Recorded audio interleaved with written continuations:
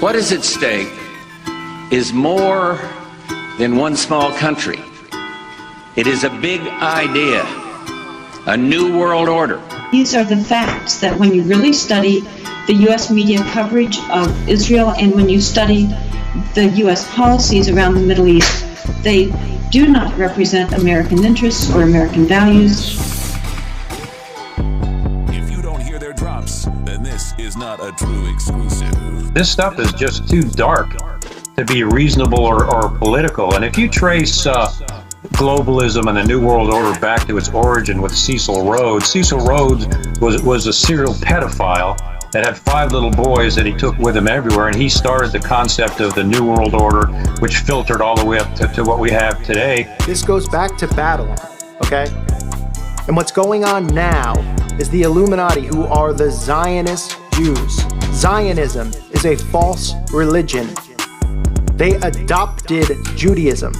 Okay? The Khazarian tribe adopted Judaism and took control of Judaism. They are now here in America and worldwide pretending to be Jews. Is it true that the NSA has the capability and does in fact spy on everybody all the time, everywhere in the U.S.? Yes, and they have about 100 tapping points inside the fiber optic network inside the 48 states of the United States. They also have a similar array of tapping devices around the world, and they've got cooperation with the Five Eyes group, the UK and GCHQ. And we do different things like encrypt all of your data sets in unique encryption that isn't publicly known. So it's not something that exists for any other agencies or other companies who might want to try to break into your data. But we also like to monitor who's in your data network at the same time. Now look at this. $50 billion annually of our tax revenue is spent by the secret intelligence industrial complex. $50 billion. Did anybody know that their tax dollars were going to that? Anybody vote for that? Anybody even know about that? No, that's a lot of money.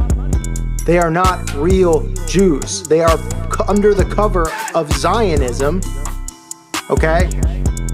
Under the cover of Zionism, to protect themselves from anti-Semitism, to protect themselves from any accusations that might be taken against them, such as how Zionists control all forms of the media, all forms of entertainment.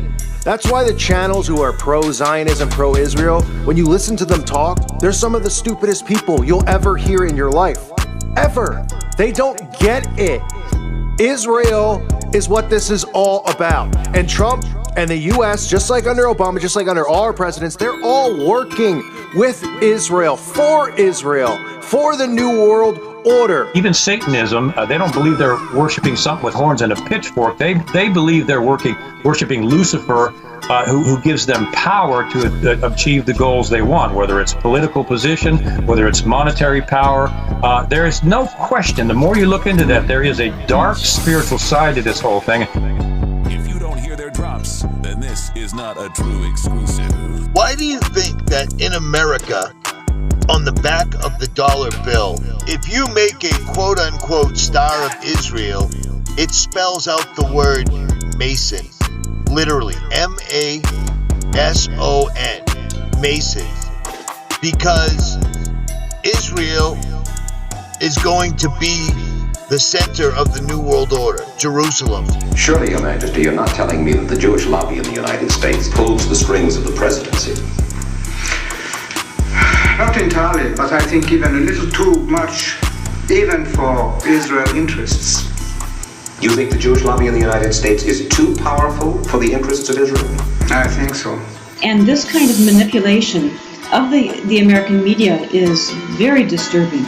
In some ways, it's not surprising to me. I have done my own studies and found how extremely Israeli-centric the coverage is that we're getting, but the specifics that this has revealed are extremely important and very troubling.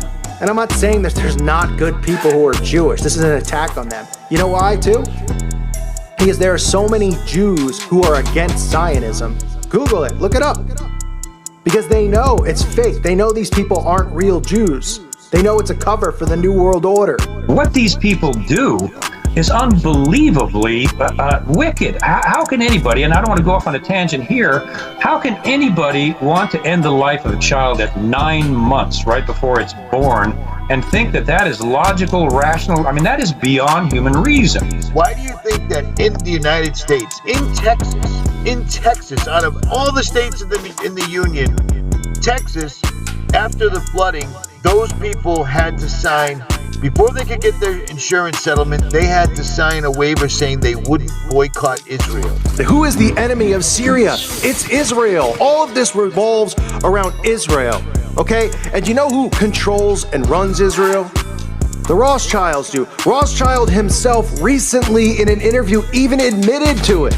He even said that the Rothschild family paved the way for the creation of Israel. The real spying is done under Executive Order 12333, Section 23C. They use that to authorize this bulk acquisition of everybody. And none of that is coordinated with the FISA court. That's all done in secret. Even the intelligence committees don't really know all of the extent of what's going on there. Booz Allen Hamilton has been working for the intelligence community for so long. It goes all the way back. They helped establish the intelligence agency system in Egypt, going way back then. That's how big Booz Allen Hamilton was.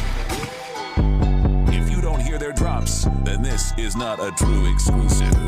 There's a reason that Bill Gates touted Israel as being critical in the development of Windows 10.